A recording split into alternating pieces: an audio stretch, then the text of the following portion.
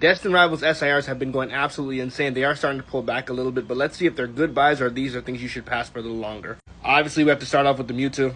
Sitting at $537. This graph is absolutely parabolic. I don't think this is a buy for me right now. PSA 10s are about 1.8K. Yeah, the whole shebang, no.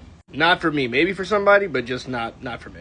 And then we have the Cynthia's Garchomp. This card actually was just bought out recently and then had some funky things happen with the price where a bunch of copies sold at $1, but let's take a look at it.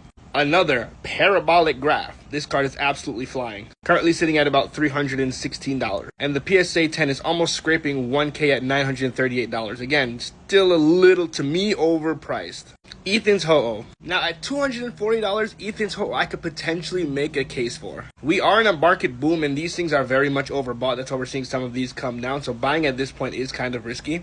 But if you do decide to lock in here, it wouldn't be the worst thing in the world. I would definitely look for a gradable copy though, because you are going to have to manage risk because the risk is a bit higher at this price point. PSA 10s running for about $708. The Moltres. Love this card. Love Destined Rivals Moltres. My biggest issue with this card was the reprint with the stamped promo. And as you can see, it absolutely made a difference in price. It was a massive dip all the way down to $132, and it's starting to now recover back to $166. PSA 10 is going for about $524. My concern here is if the hobby decides to choose the stamped over the non-stamped, you can see this card fall in price. Giovanni's Nidoking.